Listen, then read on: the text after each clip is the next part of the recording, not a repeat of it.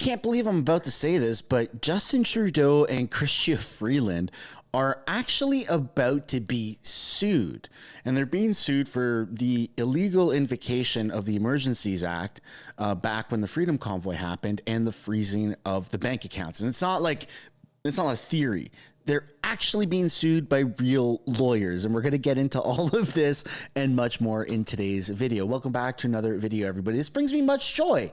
I don't like Chrystia Freeland or Justin Trudeau, and I'm not one to enjoy the legal system or anyone who has to go through that, but it's Chrystia Freeland and Justin Trudeau. And so I would like to sit here and say, oh no, this isn't very good. But you see, I can't really take the smile off of my face. Before we get into it, I want to encourage everyone to smash the like button and subscribe. I think we just passed 350,000 subscribers. So the next one is 400,000, which is 1% of or 2% of Canada's entire population. So that's pretty insane. So we're trying to keep up with the targets that the Liberals have of having 100 million people by the year 2050 or something absolutely insane. So the faster we grow, the more the government hates it because the bigger of a voice that this channel gets. So yeah, if you don't want to subscribe for me, do it because the government doesn't want you.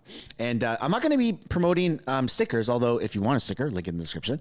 What I am going to promote is I have another channel, which is My House of Canada is another channel. I also have a Mr. Sunshine Baby Clips channel. And this is my latest one, a Mr. Speaker Baby. I might rename it at some point, but this is basically all the main highlights clips of House of Commons. So if you just want to watch the House of Commons debates and the House of Canada channel or all the other channels are too much, this is where all of the main ones are happening. So the link for this one is down in the description, and I'm actually going to pin it in the comment section below. So I'd really like it if you went and subscribed and showed that channel some love. All right, without further ado, let's get into today's video. We got quite a bit to cover here. So first up, we have Wall Street Silver that says, what went wrong with Canada? Canada has the largest debt burden of all G7 countries. Now, Justin Trudeau and Chrystia Freeland, they love to brag about how good, how high, how advanced within the G7 Canada is. But what they failed to mention is that we have the most debt. So that's not very good. And you see one of the comments here, the top comment says 2 words, Justin Trudeau. That couldn't be more true. Next up, we got a short clip of Pierre Poilievre that says that Justin Trudeau made Canada weak, poor, and defenseless by giving billions away with no benefit. Mr. Poilievre, you've said that, or your office has said you plan to work towards meeting the NATO defense spending target if you are elected. The Liberals have said that too. How is your approach going to be different? He's actually going to do it. First of all, Justin Trudeau has made Canada weak, poor, and defenseless. His plan for national defense is to rely on Joe Biden or Donald Trump to protect Canada. That puts America in charge of Canada's future. I don't want that. I want to bring home control of our country and our defense.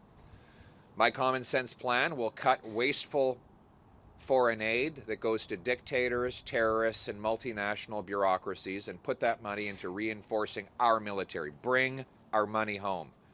2, we will cut back office bureaucracy and use the savings to bolster frontline resources for our soldiers, sailors, and airmen. 3, we will get rid of the corruption and incompetence in our procurement. We are wasting billions of dollars profiting these defense contractors that should be used to get the best value for our troops and our taxpayers. In other words, a common sense plan to bring home our sovereignty, our strength, and reinforce our military. I often forget that a lot of viewers are looking for kind of highlights of what's happening in the news and a bit of a summary. So I'm going to summarize things right now for those who may not be that politically versed or just kind of confused as to what's going on here in Canada. Now, I'm not the most knowledgeable person, but I have a pretty decent understanding since it's what I consume and do all day. Pierre Poilievre wants to bring things back into Canada. He wants to make more manufacturing here. He wants to grow things locally and have Canada rely on kind of just more of Canada, whereas Justin Trudeau wants to outsource everything to other foreign countries, which there isn't necessarily a problem with that. But when something happens like the coup, where they now decide to shut things down, that puts a massive dent on everything, our entire economy. And so if you have an ability to grow your own food, create your own jobs, and have the people within your borders happier and more self-sufficient, that's kind of the pillars of growing a good economy and making people happier. And so that's the difference between the Conservatives and the Liberals, or specifically Pierre Poilievre and Justin Trudeau. But I'd love to know what you guys think down below in the comments. Now we're going to do a little bit of recap of Pierre Poilievre's mic drop moment before we get into the Freedom Convoy lawsuit against Justin Trudeau and Chrystia Freeland. The other day, Pierre Poilievre on the House floor looked Mr. Speaker directly in the eyes and Justin Trudeau and said, WTF. It was awesome. And you're going to see what that actually stands for in a moment. Leader of the opposition. The Prime Minister's Arrive scam is now flailing out of control. Today, revelations from a Joël Denis Bellevance that one Arrive scan company received $250 million in contracts. Let's get this straight. It's a company with 4 employees, headquartered in the basement of a tiny cottage. They got IT contracts, even though they admit they do no IT work. $250 million. WTF. Here, here.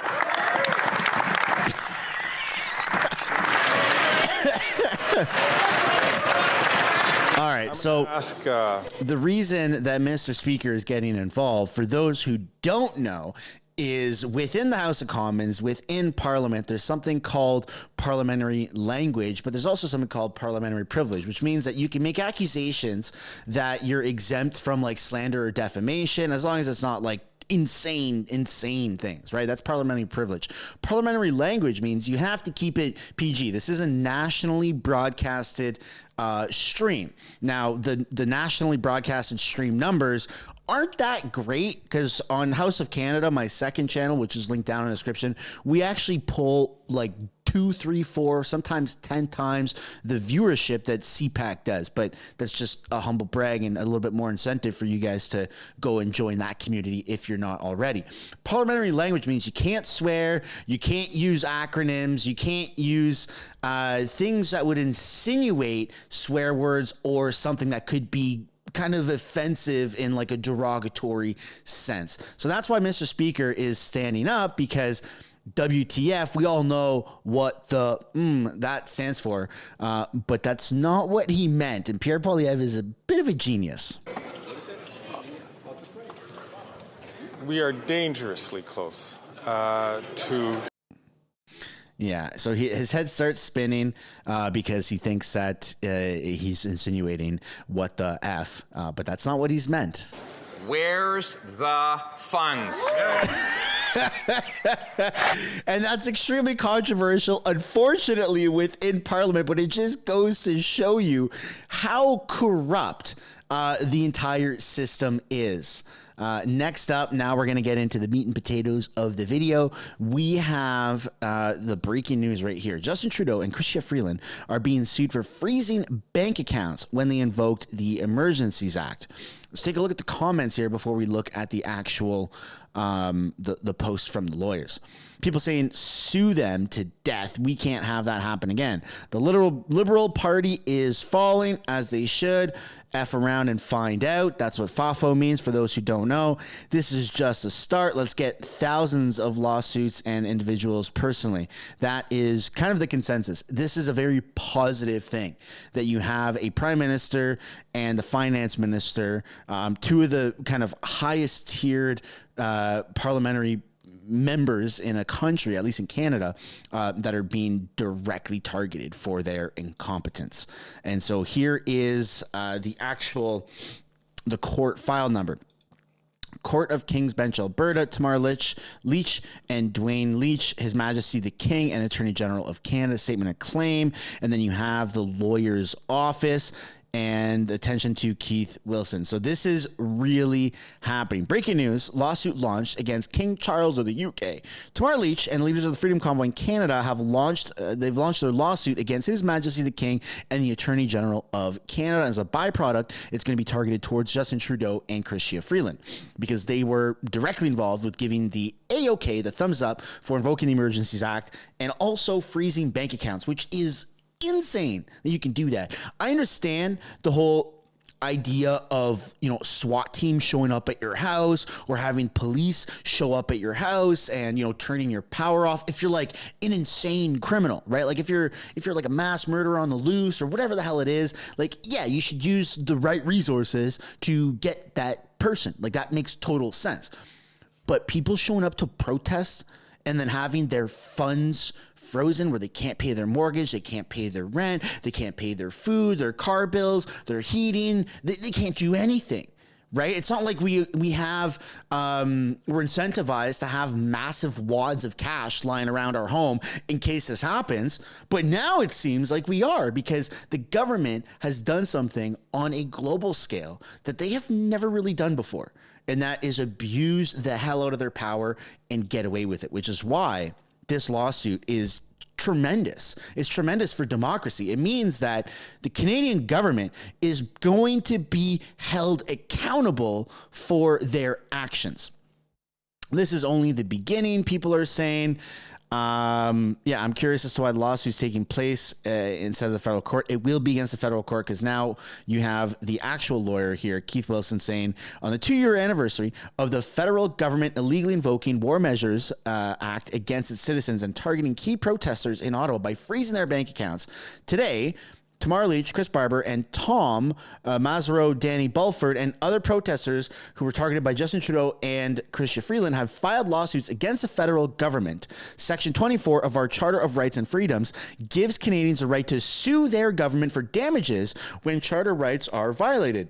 Doing so affirms the seriousness of respecting the charter rights and is intended to deter future governments from breaching Canadians' fundamental rights. The lawsuits seek $2 million in damages. Happy Valentine's Day to you all. $2 million each, I hope. And the lawyer says correct. So it's not $2 million accumulatively. It is $2 million individually. And this is a great question here. Don't the financial institutions bear some responsibility as well? And they're saying they are named defendants in the Alberta action. There's no class action suit started, including the banks. Okay, so that's a very good question, and time will tell how this kind of unfolds because I agree that the banks do bear some responsibility and accountability for just because the government says go do something. If you know it's morally and ethically wrong, especially messing around with people's finances, it's not like they just paused it for a couple hours, a couple days. It went on and on and on, and then they got thrown in jail and they were political prisoners, and now their names have been slandered all across the media, and there's an insane amount of damages. I mean, what do you do after you're painted as a political prisoner here in Canada? How do you get a job? How do you pay for your bills? Your reputation is stained. And I'm not saying that we view these people, these political prisoners such as Tamar Lich, as dishonorable people of Canada. I think if you're watching this channel, chances are that you really encourage or support Tamar Lich and all of the other Freedom Convoy organizers or protesters that were involved, and that might even be yourself that was involved with the Freedom Convoy. But I'm just saying in terms of all of the organizations and corporations in Canada and our government, especially in the media and stuff like that, that's a lot of damages, man, to have your name and your face printed on the front of Global News, CTV, CBC, all of that stuff, and then even mentioned by our parliamentary members, such as Justin Trudeau himself, who testified against Tamar Lich with the Emergencies Act, whatever that was there a couple of years ago, right, where they sat in court, that clown circus. That's why I'm not remembering exactly what it's called.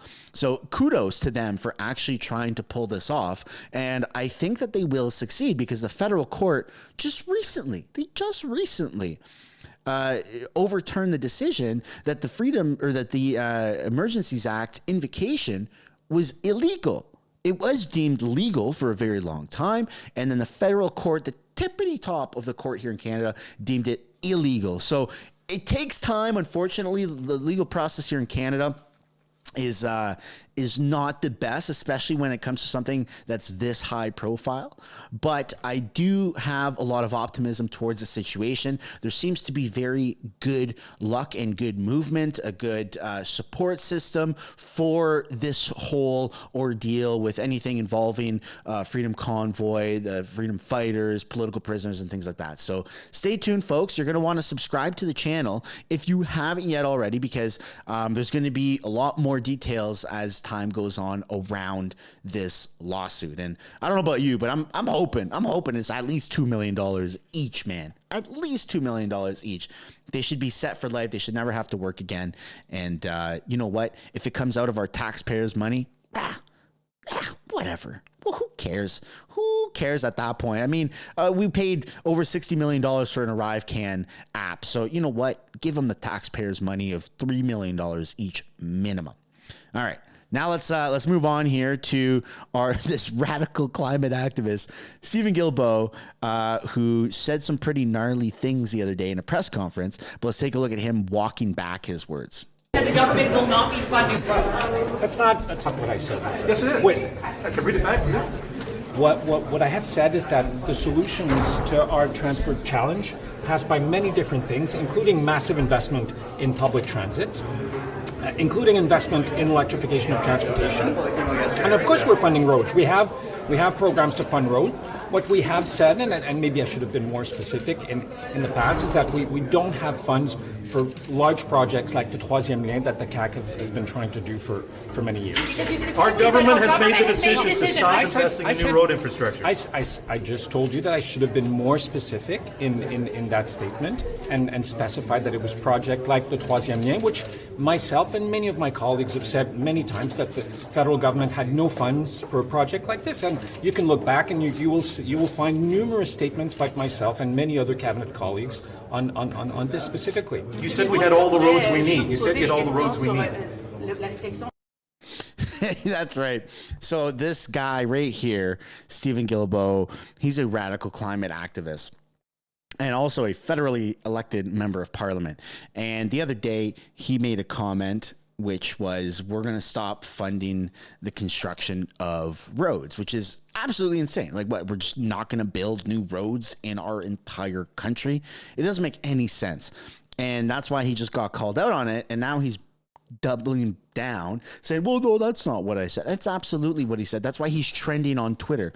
Look at this, Guilbeault, 25,000 posts. It's all about what he said. All right. He's insane. I call him Harry Pot Smoker because of the glasses and how he looks. And I mean, for crying out loud, he literally wore an orange jumpsuit a while ago and climbed the CN Tower. He's not a very outstanding, honorable member of society. And when I use the words radical climate activist, I use that very lightly. There's probably a much harsher word or phrases that could be used to describe Stephen Guilbeault, but let's just stick with that for now. That's where we're going to end today's video, folks. I'd love to know what you guys think down below in the comments. Are you pro the lawsuit? Are you against it? What do you think of Stephen Guilbeault? I look forward to reading the comments once the video is posted. Thanks for watching. Don't forget to give a like if you haven't yet already. Please consider subscribing so we can get closer or even past 400,000 subscribers sometime in the near future. And I will see you all in the next one. Bye for now.